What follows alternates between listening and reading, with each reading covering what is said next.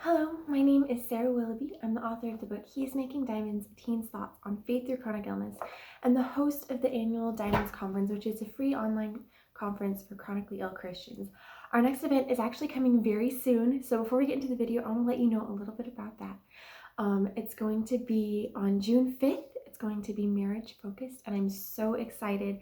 We have lots of different topics, from singleness to dating to raising kids to taking care of a chronically ill spouse. So we've got just a lot of stuff that we're going to be talking about, and I'm so excited. So it's free while it's live. Make sure that you go to my website to register. With that said, one of my recent videos, we talked about taking a break from writing and what to do when you can't write, and all of that. And so today I want to take a moment and talk to you about what to do when you go back to writing, because that transition can be really hard. It's torturous for a writer to not write. I think it was Kafka maybe who said a writer that's not writing is on the brink of insanity. I butchered that, but it's something like that, and it's true. A lot of the times it's true. A writer needs to write. But when you can't, we have a different video about that. I'll put it in somewhere around here at the end of this video.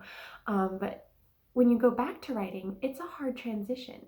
You've gotten out of the habit, you've gotten out of it putting it in your daily routine. I'm someone who, if it's not in my routine, things like that, things like supplements or whatever, don't tend to make it into my life if they're not in my routine. I always have to attach a new thing to a habit I already have, otherwise I struggle. And it's also can be difficult to just get back into that brain space when you haven't used that part of you in a while. It can be difficult to transition to it, to reconnect with that. If you're writing a story, it can be difficult to pick it up in the middle where you left off. You know, when you're working on it, you get immersed in this world, and it's easy to know what your characters are, what they're at, what they're going to say. You know, it's easier to remember, okay, so this was the way that room was established, and this is the landscape. But when you've stepped back for a while, it's like you haven't visited that place in a while. It's like when you go on vacation and then you leave and then you go back, it's you've been there, it's familiar, but it's still new. And so it can be very difficult to step back into that. So I want to give you some tips.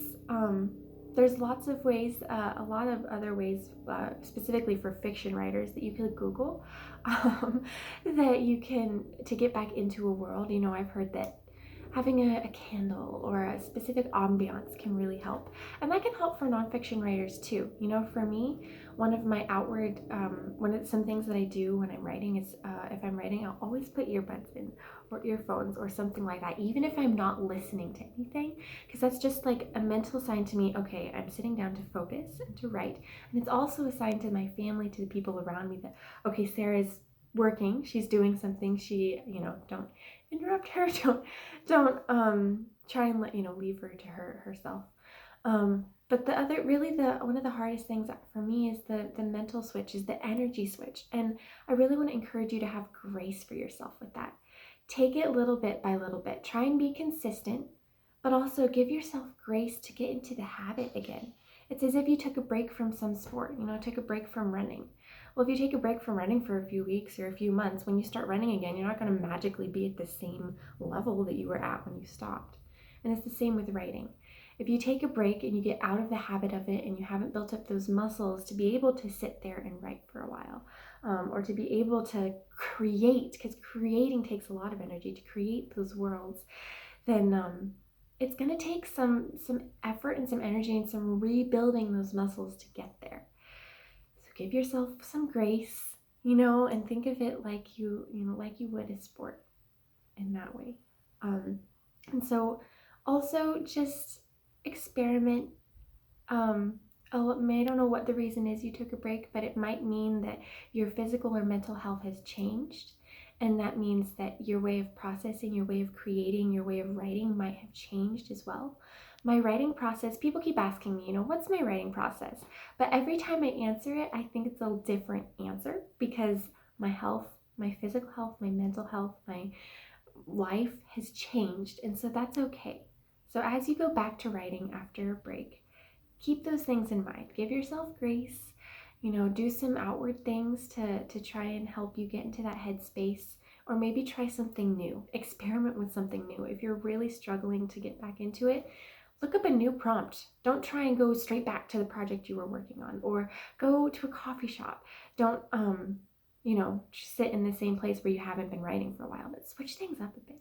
There's lots of things when you're lacking inspiration or motivation, but I think that mental, physical energy is really can be hard when you have an illness or health challenges.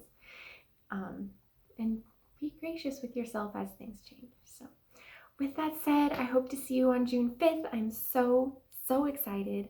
And yeah, see you soon.